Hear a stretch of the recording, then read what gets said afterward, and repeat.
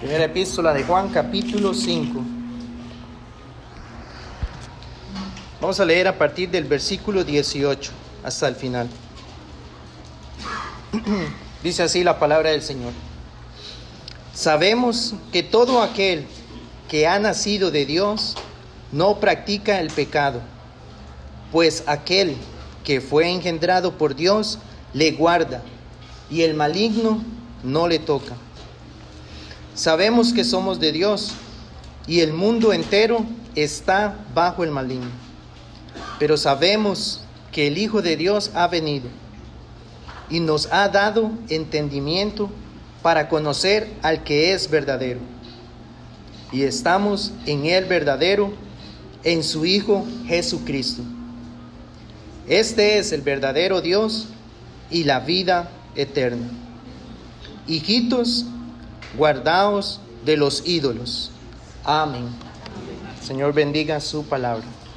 Entonces, hermanos, como hemos estado llevando este estudio de la epístola, la primera epístola del apóstol Juan, sabemos que el propósito principal por el cual él escribe, siendo inspirado, era para que las iglesias en Asia Menor pudieran conocer realmente que ellos estaban creyendo a la verdad. En el versículo 13, ahí es donde Juan expresa el propósito de la carta, para que sepan que tienen vida eterna. Y como a lo largo, ¿verdad?, del estudio hemos analizado, vimos que Juan hablaba de esa prueba doctrinal que tenían que tener ellos. ¿Cuál era? Acerca de la persona de Cristo. Si estaban creyendo en el Cristo que ya a ellos se les había predicado, el Hijo de Dios que se encarnó. Porque vemos que aquel grupo que estaba iniciando a formarse, ¿verdad?, dando sus primeros pasos, negaban la humanidad del Hijo de Dios. Entonces el apóstol Juan les recuerda esto. También les habla de esa prueba, podríamos decir, social que debía haber, que era el amor a los hermanos. Aquel grupo, ¿verdad?, se separó de la iglesia y demostraba que no amaba a la iglesia. Pero los que han nacido de Dios, como Dios es amor, y los que son engendrados por Él van a manifestar ese mismo amor por la iglesia. Primera de Juan 4:7, eso es lo que Juan les había dicho. Amados, amémonos unos a otros, porque el amor es de Dios. Todo aquel que ama es nacido de Dios y conoce a Dios. Ese era el mensaje de Juan. Y tercero, era esa prueba acerca de cómo vive el que dice que ha creído en Jesucristo. ¿Y cómo lo hace? Guardando sus mandamientos. En primera de Juan 2:3, él lo había expresado de esta manera. Y en esto sabemos que nosotros le conocemos. ¿Y cuál era? Si guardamos sus mandamientos. Entonces vemos que también, como leíamos ahorita, Juan habla de esa posibilidad de saber. Usted sabe que usted es nacido de Dios si usted ama. Usted sabe si usted es nacido de Dios si usted está viviendo conforme a sus mandamientos. Y usted sabe si ha nacido de Dios si está creyendo en el verdadero Hijo de Dios que se ha revelado en las Escrituras. Pues a lo largo de la epístola esto ha sido lo principal. Pero de igual manera, para que Juan exponga quiénes eran los que eran falsos, los anticristos, los que no estaban en la verdad. Pero a la misma vez era una palabra de consuelo y de ánimo para el creyente, para que siguiera perseverando al ver entonces estas evidencias en su vida. Y esto es lo que hoy nosotros también podemos hacer. Si vemos que esto que les he mencionado, esas marcas están hoy en nosotros, podemos decir que gracias a Dios y a su soberanía, a su bondad, hemos nacido de nuevo. Y estamos en la verdad y podemos saber, eso es la certeza, saber que hoy tenemos vida eterna, porque hemos nacido de Dios. Y estamos, como habíamos visto la semana anterior, entonces Juan les dice, estamos en el verdadero. ¿Por qué enfatizaba eso? Porque recordemos, los gnósticos estaban enseñando otro Cristo, que ese no era el real, era un falso, un entendimiento falso acerca del Hijo de Dios. Por eso les dicen, nosotros sabemos que estamos en el verdadero. Entonces, ¿qué es exactamente? También podemos compararlo con lo que el apóstol Pablo le escribe a la iglesia en Tesalónica. En primera a los tesalonicenses, en el capítulo 1 y versículo 9 les dice: porque ellos mismos cuentan de nosotros la manera en que nos recibisteis. Y dice Pablo: y cómo os convertisteis de los ídolos a Dios, para servir al Dios vivo y verdadero. Y eso es lo que hoy vamos a meditar, hermanos, en el versículo 21. Porque de igual manera como el apóstol Pablo lo expresaba, a la iglesia en Tesalónica, él les dice: ustedes pasaron de los ídolos al Dios verdadero. Y Juan le está diciendo a los hermanos: ustedes están en la verdad. Y él concluye su epístola de esta manera: hijos, guárdense de los ídolos. Ahora, veamos que esto Juan se lo está diciendo a la iglesia. Porque vamos a ver que qué fácilmente nosotros podemos desviarnos y llegar a convertir cosas que en sí no son malas, llegar a tenerlas como ídolo. Es cierto, Juan lo que está primeramente, ¿verdad?, enfatizando, y según el contexto, es estar en el Dios verdadero, no en aquel que es un ídolo. El ídolo, recordemos, es algo creado según nuestra invención. Que eso es lo que hoy ocurre. Muchas personas dicen creer en Dios, pero cuando indagamos y decimos: ¿cree en el Dios de la Biblia? ¿Es ese realmente, verdad, el Dios que están confesando? ¿El que se ha revelado en la Escritura? ¿O es un Dios entonces conforme ellos se lo imaginan que puede ser? Y ahorita vamos a ahondar un poquito más en eso. Pero también vemos, precisamente como les decía, fácilmente podemos desviarnos. Veamos qué fue lo que ocurrió con el pueblo de Israel. Son solo unos ejemplos. Cuando Dios los liberta a ellos de Egipto, inmediatamente que Dios trae todos los juicios, las 10 plagas sobre Egipto, los lleva al desierto donde les entrega su ley. ¿Y qué hacen ellos? Cuando Moisés está recibiendo la ley, inmediatamente crean un ídolo y dicen: vamos a celebrar fiesta a Jehová. O sea, no era que ese ídolo tenía otro nombre, ¿verdad? Le pusieron otro nombre. No, ellos decían: este es Jehová, preparémonos porque mañana vamos a tener una fiesta para él. Pero vemos que estaban adorando a un Dios que no era el Dios que los libertó. Acababan de ver el poder de Dios al juzgar a sus enemigos, y días después están adorando a un ídolo, desviados totalmente de la verdad.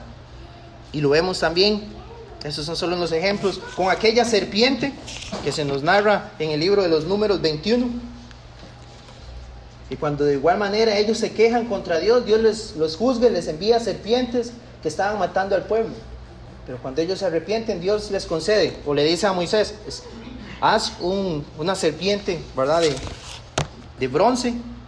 Eso está en Números 21, dice: y todo el que la mire cuando sea mordido será salvo, será sano. Pero ¿qué vemos después en 2 de Reyes 18? Que esta serpiente que ellos guardaron después del viaje en el desierto se convirtió en algo que estaban adorando. Mucho tiempo después, pero el pueblo dice, se desviaba adorando esto. Entonces vemos que fácilmente eso es lo que puede ocurrir en nosotros. Cosas que el Señor nos concede de su creación, podemos nosotros, por esa naturaleza pecaminosa, convertirlas en un ídolo. Entonces de ahí la importancia que nosotros podamos hoy entonces meditar. Podamos meditar y examinarnos. ¿Estoy realmente guardándome de no caer en idolatría? Ahora, estos ejemplos que yo les presento, ¿verdad?, les estoy hablando acerca de una imagen precisamente, ¿verdad?, como el becerro que construyeron o de la serpiente. Pero vamos a ver que no solamente esos son ídolos, como muchos ya también podrían estar considerándolo. Vamos a ver entonces qué significa ser o tener un ídolo. ¿Qué es un ídolo? Y cómo nos guardamos de los ídolos. Pero entonces lo primero que nosotros debemos saber, como les mencionaba, es si hoy estoy conociendo al Dios verdadero. Eso es lo primero, porque conociéndolo a Él podré identificar cuando algo puede venir a quitarle ese lugar que Él se merece, o cuando estoy teniendo una idea incorrecta acerca de Dios. Un hermano comentaba de esta manera: si usted no piensa en Dios o piensa de Él algo diferente de lo que es, por ejemplo, si piensa que Dios es todo misericordia, pero olvida su justicia, O si usted piensa que Dios es todo misericordia y compasión y no tiene en cuenta su pureza y su santidad, o si piensa que Él es fiel en cumplir sus promesas, olvidando que Él también es fiel en cumplir sus amenazas, o si usted cree que Él es todo amor, pero dejando de lado su soberanía, entonces usted lo que tiene es un ídolo en lugar de Dios. Pensar en Él de una manera distinta de la que se ha revelado y dedicar sus afectos a otras cosas, tanto o más que a Dios, entonces eso también es idolatría. Todas estas ideas que no son bíblicas, o tener un afecto por algo que no es Dios. Entonces el primer punto que vamos a ver es cómo nos guardamos de esto, de este pecado. Entonces Juan les dice a los hermanos: hijitos, guardaos o cuídense de los ídolos. Entonces eso es lo primero. Hay una advertencia, hermanos, que nosotros no podemos entonces obviar, porque esta palabra que fue escrita, ¿verdad?, para la iglesia en su momento en Asia Menor, hoy también es útil para nosotros. El Señor hoy nos puede hablar acerca de esas situaciones en las cuales podríamos estar desviándonos a caer en idolatría. A través del tiempo de la historia del cristianismo también hubo esfuerzos. Por ejemplo, dice, hubo un hombre que lo que hizo fue que se pintaran en las paredes de los templos cuadros con historias tomadas del Antiguo Testamento. Y vean que era una buena intención. ¿Qué decía él? A fin de que la gente, al verlas y pensar en ellas, controlaran sus excesos y desenfrenos. Pero ¿qué ocurrió? Pero el aprendizaje por medio de cuadros históricos se fue transformando poco a poco en idolatría. Hubo una buena intención: vamos a enseñar las historias de la iglesia, las historias bíblicas a la iglesia, y se pintaron cuadros. Pero ¿qué hacían las personas? Empezaron con el tiempo a adorar esas imágenes. Entonces fácilmente nos desviamos hacia ese pecado. La idolatría es postrarnos a ídolos, pero esto entonces, como les digo, va más allá de la idea de solamente una imagen. La idea de aquí, de la palabra que Juan usa de guardarnos, es la idea de estar en guardia, estar atentos contra este terrible pecado.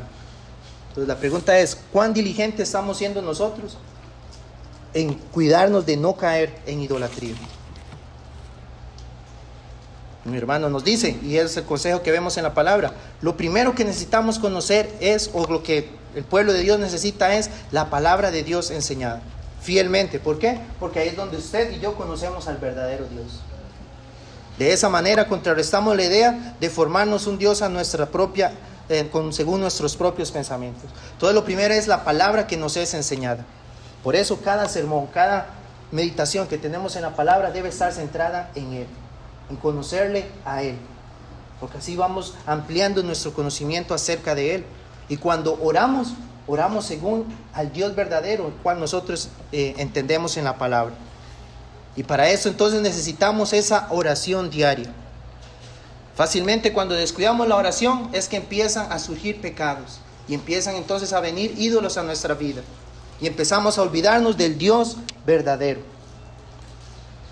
También entonces Juan nos dice: sean diligentes. Guardaos es que debemos hacer algo. No es que yo me estoy tranquilo esperando y diciendo, bueno, que el Señor me guarde de eso. No, sino que debe haber una actitud de nosotros de esfuerzo, de trabajar en eso. Eso es lo que vemos como la responsabilidad humana y la soberanía de Dios. ¿Es cierto? En el versículo 18, ¿qué nos había dicho? ¿Qué nos había dicho Juan? Dice: sabemos que todo aquel que ha nacido de Dios no practica el pecado. Dice, pues aquel, ¿verdad?, Jesús, que fue engendrado por Dios, ¿qué hace? Le guarda. Él nos guarda a los que hemos sido engendrados por Él. Pero al final Él dice: pero guárdense ustedes también. Entonces vemos eso, la soberanía de Él, pero hay una responsabilidad en eso. Que es como lo vemos también en el tema de la salvación. Por ejemplo, Filipenses 2, del 12 al 13, dice: ocupaos en vuestra salvación con temor y temblor. Dice, porque Dios es el que produce en vosotros así el querer como el hacer por su buena voluntad. Entonces vemos las dos cosas. No es una salvación por obras, ¿verdad? Es por la gracia de Dios, porque Él nos concede el querer como el hacer, pero nos dice: pero cuiden esa salvación. ¿Cómo? Bueno, ¿cómo está viviendo usted? ¿Realmente esa vida de cristiano que usted confiesa demuestra realmente que ha nacido de nuevo? ¿Que está amando la ley del Señor? ¿Que está amando a la iglesia? ¿Que está conociendo más al Señor verdaderamente como se ha revelado? Entonces va a demandar un esfuerzo de nosotros. Estar atentos y vigilantes a qué cosas pueden llegar a quitarle el lugar que solo Dios se merece. Pero a la misma vez entendemos, si estoy unido a Cristo, Él me va a guardar de caer en este pecado. Entonces debemos velar nuestra mente, nuestro entendimiento, todo nuestro ser debe estar centrado en Cristo. Cuando venga esa tentación de querer adorar otra cosa en lugar del Señor, nuestra mirada debe estar en Él. Vamos a su palabra y clamamos a Él. Ahora recordemos que Juan lo que nos ha dicho es que este mundo entero está bajo el maligno, en el versículo 19. Entonces, ¿cuál ha sido siempre la intención de Satanás? Que el hombre desvíe su mirada de Dios.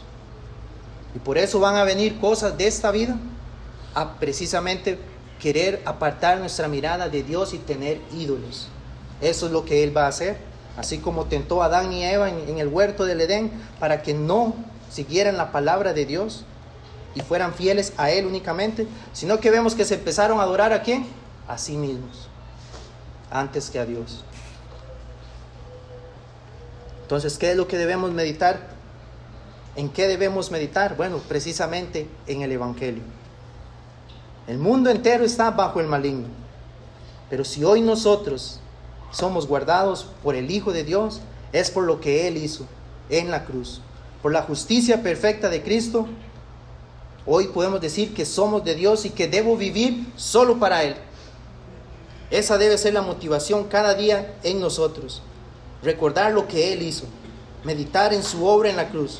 Y no debo vivir entonces para ninguna otra cosa, sea lo que sea. El apóstol Pablo en Gálatas capítulo 2 y versículo 20 lo había expresado así: con Cristo estoy juntamente crucificado y ya no vivo yo, mas vive Cristo en mí. Y lo que ahora vivo en la carne, lo vivo en la fe del Hijo de Dios, el cual me amó y se entregó a sí mismo por mí. Cuando yo medito en esto, es que voy a apartar de mi vida cualquier otro ídolo. Porque aquello que nosotros le dedicamos, nuestra vida, nuestro esfuerzo, nuestros recursos, estamos viviendo por eso.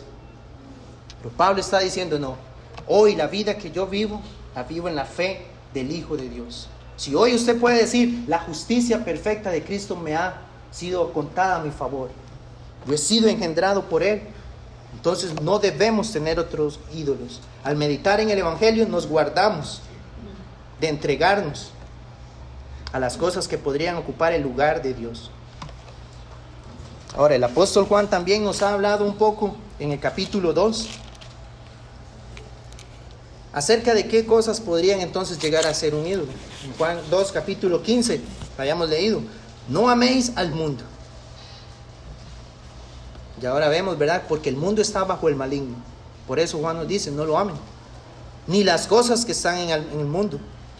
Si alguno ama al mundo, el amor del Padre no está en él. Porque todo lo que hay en el mundo, y aquí él da esta descripción, ¿qué cosas? Los deseos de la carne, los deseos de los ojos y la vanagloria de la vida, no proviene del Padre, sino del mundo. Un hermano acerca de este versículo, el 16, decía de esta manera: los tres grandes ídolos del hombre mundano, ante los cuales él postra su alma, son estos: los deseos de la carne, los deseos de los ojos y la vanagloria de la vida. En otras palabras, los placeres, las riquezas y los honores que recibe. Y él lo llamaba la Trinidad del hombre carnal. Ante cualquiera de estos pecados el hombre se postra. Es cierto, el hombre en su naturaleza pecaminosa no adora al Dios verdadero, adora a la creación. Pero ahora el creyente debemos tener cuidado, es lo que Juan nos dice, de no volver a eso, de no llegar a amar más el placer, la riqueza o la vanagloria, el reconocimiento, el prestigio, porque todo eso está bajo el maligno, eso es del mundo. Entonces, siendo así, hermanos, vemos que este pecado de la idolatría es mayor que únicamente tener una actitud externa de postrarnos ante un ídolo o una imagen. Es cierto, eso es idolatría también, no lo negamos. Pero el principio es mayor. Internamente, ¿ante qué nos postramos? ¿Qué es idolatría? Quiero leer lo que dos hermanos expresaron.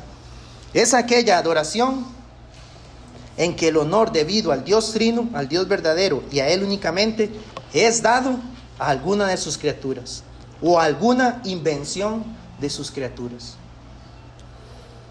Y otro hermano lo expresa así: un ídolo es cualquier cosa en nuestra vida que ocupa el lugar que debiera ocupar únicamente Dios. Cualquier cosa que ocupa una posición controladora en mi vida, eso es un ídolo. Si yo estoy adorando, también él amplía, si estoy adorando mi propia idea de Dios y no al verdadero Dios viviente, también eso es idolatría. Entonces vean qué fácilmente, hermanos, solamente para comentarles unos ejemplos. El hombre podría llegar a adorar su religión. Podría llegar a adorar y postrarse ante su denominación. ¿Qué es lo que controla? Lo que yo soy, mi denominación a la cual yo pertenezco es la más sana. Y no está adorando a Dios, está adorando solamente un conjunto de doctrinas. Precisamente puede llegar a adorar su teología reformada, puede llegar a adorar inclusive un libro, obviamente aparte, no me estoy refiriendo a la Biblia, sino, o inclusive puede llegar a adorar y postrarse ante un predicador. Inclusive a los que predican podría ocurrirnos que nos postramos ante el púlpito, que ese es el reconocimiento que yo quiero, lo que me mueve, ¿verdad? El ser reconocido públicamente. Entonces hay cosas que en sí no son malas, pero que el corazón del hombre nos lleva a adorarlas en lugar de Dios. Y vemos que entonces ahí es donde está el gran pecado del cual debemos cuidarnos. ¿Cómo sabemos hoy nosotros si tenemos un ídolo en nuestra vida? ¿Qué es lo que usted más estima en su vida? Aquello que usted tiene en una alta posición o que tiene una alta opinión de algo. Puede tener en gran alta estima la opinión de sí mismo. Puede tener en alta estima sus logros. Puede tener en alta estima las relaciones que usted tiene, ya sea con su familia, su trabajo o los honores que usted recibe. Cuando usted tiene en alta estima esas cosas y eso es lo que más usted valora antes que a Dios, entonces usted puede decir o puede examinarse y reconocer que eso es un ídolo para usted, porque su estima no es Dios, su mayor estima, sino que son otras cosas en lugar de Él. Entonces eso puede darnos una alerta de que estoy teniendo un ídolo en mi vida. Job 21:14 dice: dicen pues a Dios, apártate de nosotros, porque no queremos el conocimiento de tus caminos. En vez de estimar a Dios, ¿qué hace el hombre? Los malvados, dice Job, desprecian a Dios. Y al despreciar a Dios, estimo otras cosas en lugar de Él. ¿Qué son aquellas cosas a las cuales nosotros tenemos mayor inclinación o mayor predisposición? ¿Qué es lo que gobierna nuestra mente o nuestros pensamientos? ¿Qué es en lo que yo constantemente estoy pensando? Aquello que cuando me acuesto estoy pensando en eso, me levanto y en el transcurso del día eso es lo que tengo en mi mente. Todo aquello que no sea Dios, eso es lo que nos está gobernando. Esa predisposición en nuestra mente, ¿en qué es lo que yo más medito? El salmista en el Salmo 119 había dicho: cuánto amo yo tu ley, todo el día es ella mi meditación. Me has hecho más sabio que mis enemigos con tus mandamientos, dice, porque siempre están conmigo. Al meditar en la palabra, meditamos en el Dios de la palabra, en el Dios que se ha revelado. Pero cuando nuestros pensamientos no están centrados en Él, ahí podemos decir, puede ser que yo estoy teniendo cosas como un ídolo. Ahora, aquí pueden ser muchas cosas, ¿verdad? Pero cada uno podría considerar y examinarse y evaluarse qué es lo que gobierna mis pensamientos, qué es lo que gobierna mis temas de conversación. Cada vez que me reúno con personas, ¿qué es lo que ellos pueden notar que siempre salen de mis labios? que es el tema que me apasiona y que lo cual siempre hablo. Obviamente el cristiano, su tema siempre va a ser el Señor. Va a apuntar a Cristo, a la obra, el evangelio de Cristo. Es cierto, no estoy diciendo, ¿verdad?, que usted no puede hablar de otros temas, se puede hacer, pero cuando constantemente sus temas están centrados en un tema específico y no es Cristo, eso es lo que está gobernando en usted. Y en el creyente debemos ser vigilantes en que sea el Señor. Conforme más entendemos el evangelio, más queremos hablar de esto. Así como esto nos ha transformado, queremos que otros también conozcan estas verdades, conozcan al Dios verdadero para que Él los salve. Y no sigan entonces en sus ídolos. Pero ¿es eso entonces lo que nos gobierna? ¿Qué es la intención en nuestra vida?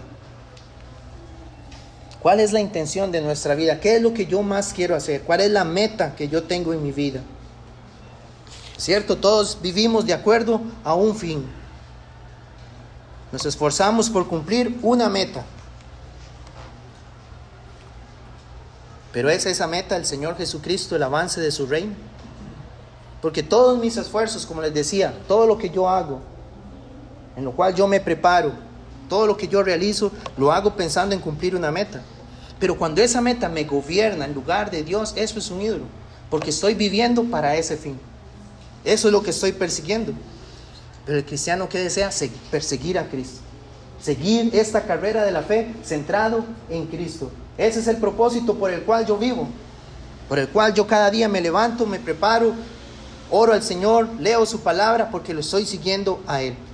Pero cuando nos levantamos y nos esforzamos, y todo es por cosas de esta vida, ya sea tener un reconocimiento, tener cierta preparación académica, ser reconocido, tener un prestigio, estas cosas, como les digo, que usted se prepare, ¿verdad?, académicamente, esas cosas no son malas, pero cuando ese es el fin de su vida, donde está todo su esfuerzo, entonces es donde podemos decir, eso es lo que usted está amando más que a Dios. ¿Ya? ¿Verdad? Eso es lo que usted quiere disfrutar.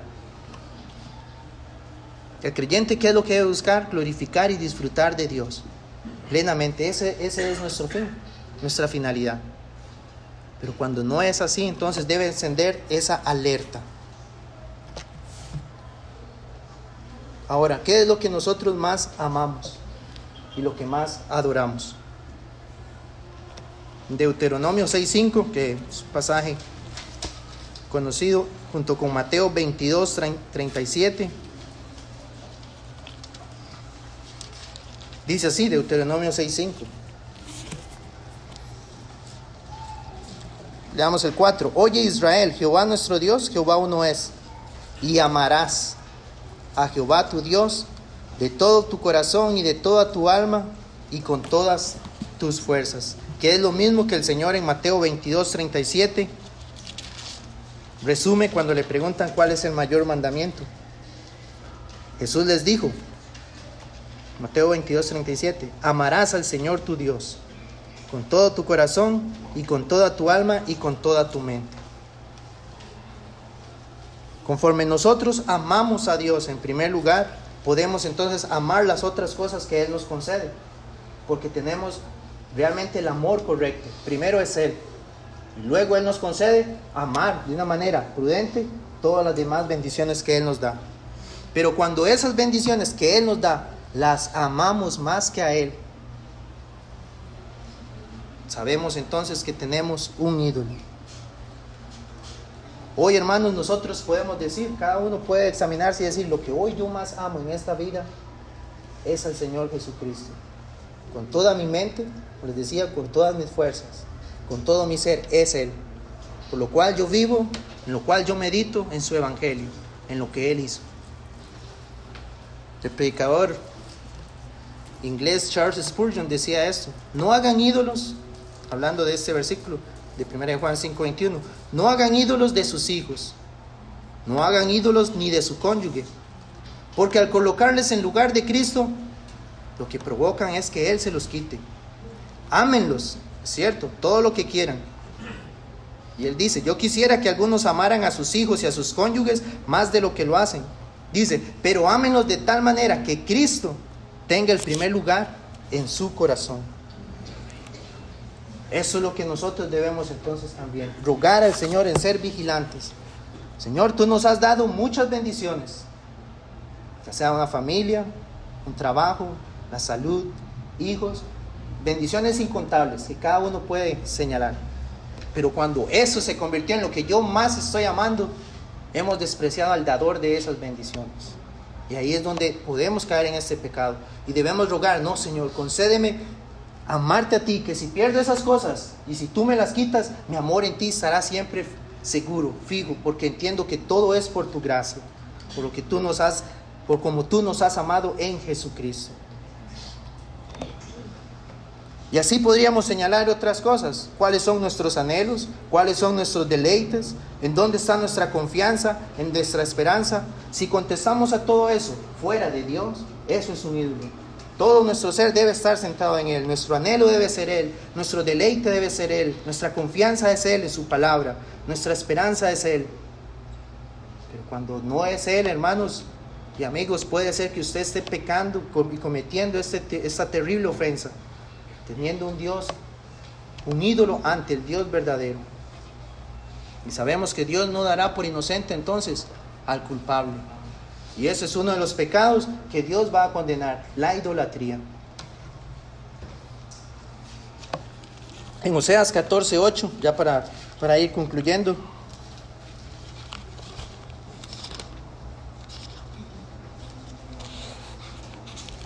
Cuando el profeta llama al pueblo que se vuelva a Dios y lo que Dios va a hacer por ellos, en el versículo 8 dice así: Efraín dirá, o sea, el pueblo de Israel dirá, ¿qué más tendré ya con los ídolos?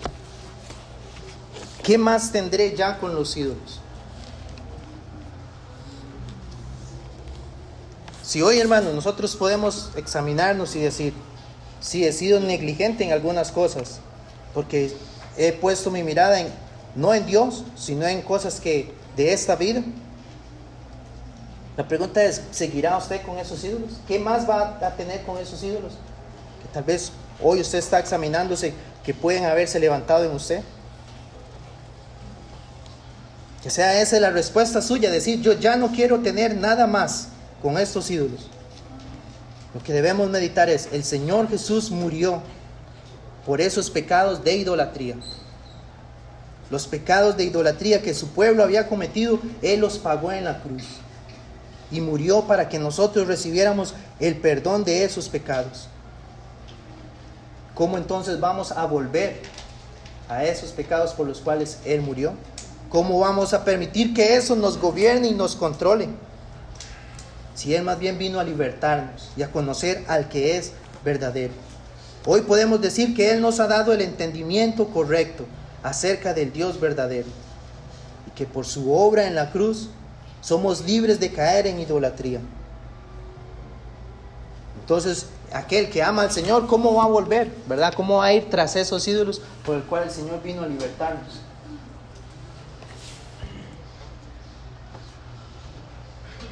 Debe ser nuestro anhelo constante. Entonces, rogar al Señor, Dios, ayúdame a ser vigilante. Porque fácilmente me podría desviar y caer en estos pecados.